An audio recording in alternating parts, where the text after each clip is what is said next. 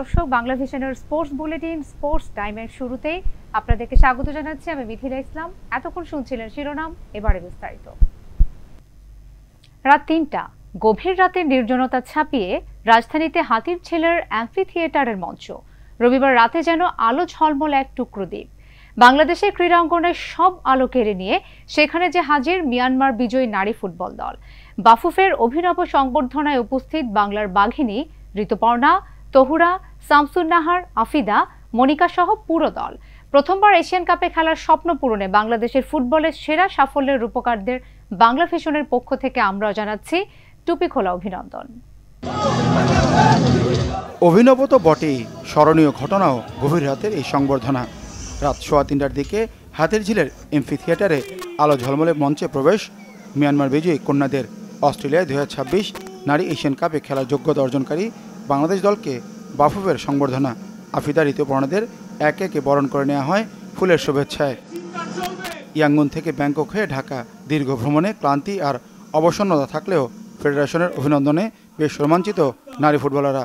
মোরা ঝঞ্ঝার মতো উদ্দাম, মোরা ঝর্ণার মতো চঞ্চল, বিদ্রোহী কবি কাজী নজরুল ইসলামের বিখ্যাত ছন্দের মতোই অদম্য তারা।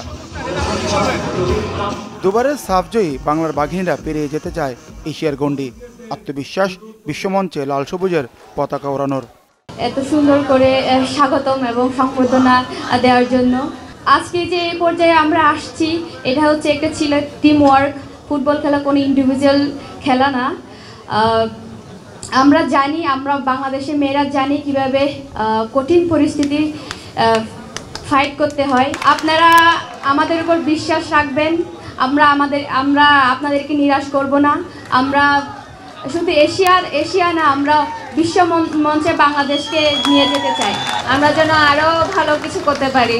শুধু সাউথ এশিয়া না, আমরা যেন বিশ্ব মঞ্চে দেশকে আরও অনেক দূর নিয়ে যেতে পারি। নারী এশিয়ান কাপ বাছে বাহরাইন, মিয়ানমার ও তুর্কমেনিস্তানকে হারিয়ে সি গ্রুপে অপরাজিত চ্যাম্পিয়ন হয় বাংলাদেশ। গড়ে ইতিহাস অর্জন করে প্রথমবার নারী এশিয়ান কাপে খেলার যোগ্যতা। মেয়েদের কঠোর পরিশ্রমী এই সফলতা। শিষ্যদের প্রশংসা কোচ পিটার বাটলারের কণ্ঠে। সমর্থকদের প্রতি আমার আন্তরিক কৃতজ্ঞতা। এত রাতেও তারা এসেছেন। এই মেয়েদের ছাড়া আজ আমরা এখানে থাকতে পারতাম না। মেয়েরা যা করেছে সেজন্য তাদের ধন্যবাদ। টিম স্টাফ সহ সবাইকে ধন্যবাদ। আমাদের অনেক কঠোর পরিশ্রমের মধ্য দিয়ে যেতে হয়েছে। এটা কঠিন একটা সপ্তাহ ছিল। সংগ্রামী নারী ফুটবলাররা দেশের গৌরব। তাদের অর্জনের শুভেচ্ছা জানাতে গভীর রাতেও ফুটবল প্রেমীদের উন্মাদনা। আমাদের পক্ষ থেকে, বাংলাদেশের পক্ষ থেকে, বাংলাদেশের প্রতিটি সাধারণ মানুষের পক্ষ থেকে শুভেচ্ছা এবং অভিনন্দন থাকলো। শুভকামনা রইল যে আমাদের এই বাংলাদেশ নারী ফুটবল দল আগামীতে আরো ভালো কিছু রেজাল্ট বয়ে নিয়ে আসবে। আজকে আপনারা নতুন করে ইতিহাস লিখছেন এবং আমাদের সমাজের মন মানসিকতাকে আপনারা বদলানোর একটা যাত্রাতে আপনারা এগিয়ে নিচ্ছেন আমাদেরকে। সেই কারণে আপনাকে ধন্যবাদ। আমরা 18 কোটি মানুষ, এটা একটা বড় টিম ওয়ার্ক। যেভাবে আমাদের নারী দলের পিছনে আমরা ছিলাম, আমরা আগামীতে থাকব। আমাদের একটাই এখন কমিটমেন্ট, একটাই স্লোগান, একটা এখন tagline, which is mission Australia. দেশে ফিরে ঋতুপর্ণা, মনিকা, রূপনা সহ কয়েকজন ফুটবলার ভুটানে লিগ খেলতে চলে যাবেন। তাই পুরো দলকে একসাথে সংবর্ধনা দিতেই এই আয়োজন। কিছু কিছু মেয়েরা চলে যাবে বাইরে, আবার ক্যাম্পিংও আছে। এই জন্য আজকে রাতের মধ্যে এটা দেওয়া হয়েছে। আরো বড় আকারে তাদেরকে সম্বর্ধনা দেওয়া হবে। নিঃসন্দেহে সেরা সাফল্য আমাদের নারী দল যে আজকে এই পর্যন্ত এসেছে।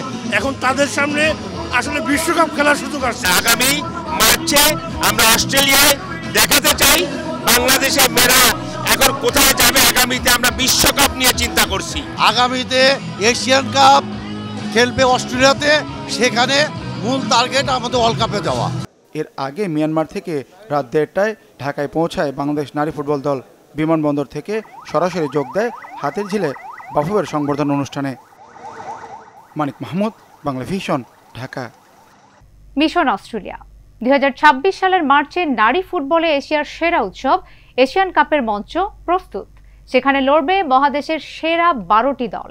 মিয়ানমারের অপরাজিত গ্রুপ চ্যাম্পিয়ন হয়ে এশিয়ার সেরা 12 দলের একটি এখন বাংলাদেশ নারী দল। ফুটবলে সেই উৎসবে লাল সবুজের পতাকা নিয়ে নিজেদের আরও উচ্চতায় তুলে আনার চ্যালেঞ্জে এখন বাংলাদেশ স্বর্ণকন্যারা। নারী এশিয়ান কাপ ফুটবলের জন্য চূড়ান্ত হয়েছে 11টি দল। আগামী বছর অস্ট্রেলিয়ার হবে 21তম নারী এশিয়ান কাপ ফুটবল। 1 থেকে 21 মার্চ 3টি গ্রুপে লড়বে 12টি দল। আয়োজক অস্ট্রেলিয়া ছাড়াও সরাসরি খেলছে 2022 নারী এশিয়ান কাপ চ্যাম্পিয়ন চীন, রানার্স আপ দক্ষিণ কোরিয়া ও তৃতীয় হওয়া জাপান। বাকি 8 দলের সুযোগ বাছাই পর্ব থেকে। টুর্নামেন্টের মিয়ানমার অনুযায়ী 8 গ্রুপের বাছাই পর্বে গ্রুপ সেরা দলগুলোই যোগ্যতা অর্জন করবে মূল পর্বে খেলার। মিয়ানমারের গ্রুপ সি চ্যাম্পিয়ন হয়ে বাছাই পর্ব থেকে প্রথম নারী এশিয়ান কাপে খেলা নিশ্চিত করে বাংলাদেশ।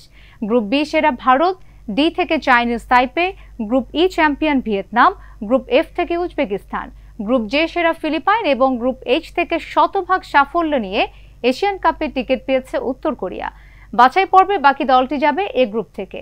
জর্ডানে সোমবার থেকে মাঠে গড়াবে এই গ্রুপের খেলা।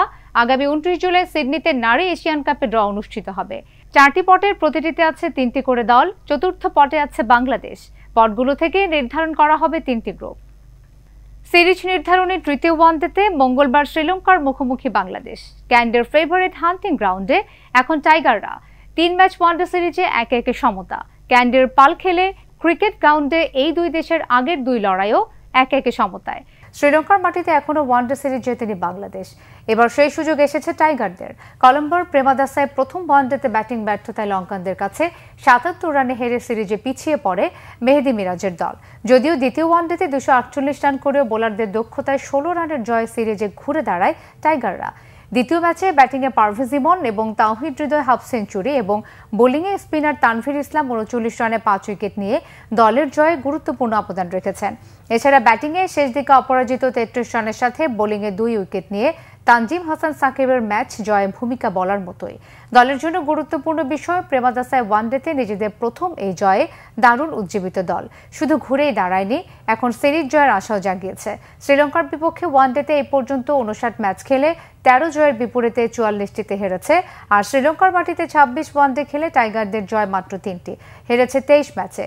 পালেখেলের উইকেট ব্যাটিং সহায়ক, তাই সিরিজ জিততে হলে বাংলাদেশের ব্যাটসম্যানদের বড় ভূমিকা রাখতে হবে। হাসান মাহমুদের জায়গায় এই ম্যাচে বাংলাদেশ দলে ফেরার সম্ভাবনা আছে তাসকিন আহমেদের। প্রথম ওয়ানডেতে 4 উইকেট নেওয়া এই পেসারকে দ্বিতীয় ম্যাচে বিশ্রাম দিয়েছিল টিম ম্যানেজমেন্ট। বিলিয়ন ডলারের ক্লাব বিশ্বকাপ ফুটবলে ইউরোপের দাপট চলছে। সেমিফাইনালে 4 দলের মধ্যে 3টি ইউরোপের।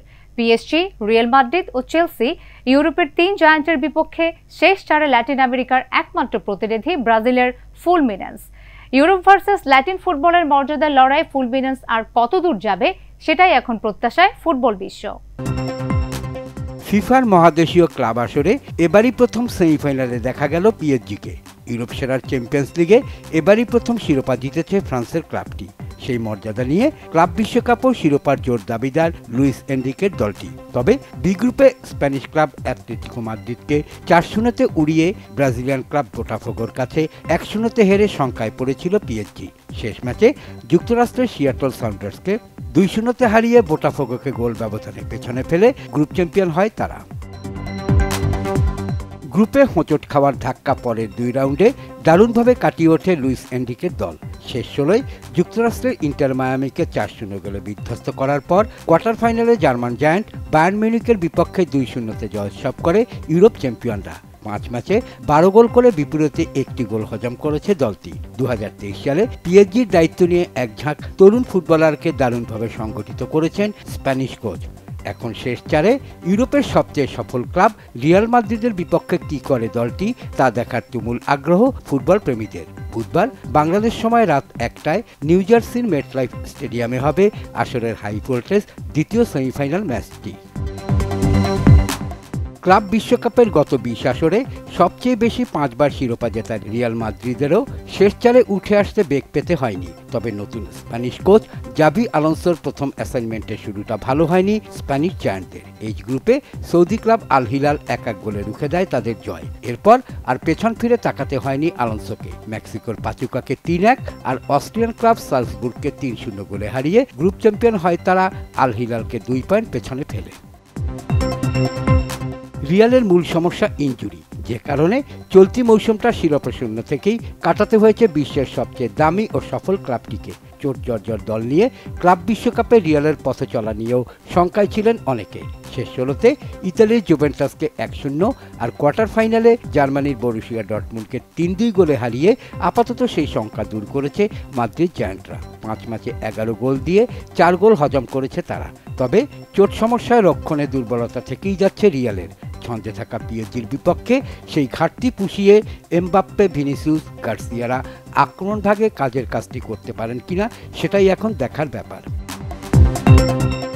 2021 সালে একবারই ক্লাব বিশ্বকাপ জেতা চেলসি ডি গ্রুপের রানার্স আপ হয় ব্রাজিলিয়ান ক্লাব ফ্ল্যামেঙ্গোর পেছনে থেকে। যুক্তরাষ্ট্রের লস অ্যাঞ্জেলেসকে 2-0 গোলে হারানোর পর ফ্ল্যামেঙ্গোর কাছে 3-1 হেরে যাওয়া ইংলিশ ক্লাবটি শেষ ম্যাচে তিউনিসিয়ার এসপেরান্স ক্লাবকে 3-0 উড়িয়ে দেয়। শেষ 16 পর্তুগালের বেনফিকার বিপক্ষে 4-1 জয় নিয়ে শেষ 8 ব্রাজিলের পালমেইরাসকে 2-1 হারায় 2012 সালে মহাদেশীয় ক্লাব আসরে রানার্স আপ হওয়া চেলসি।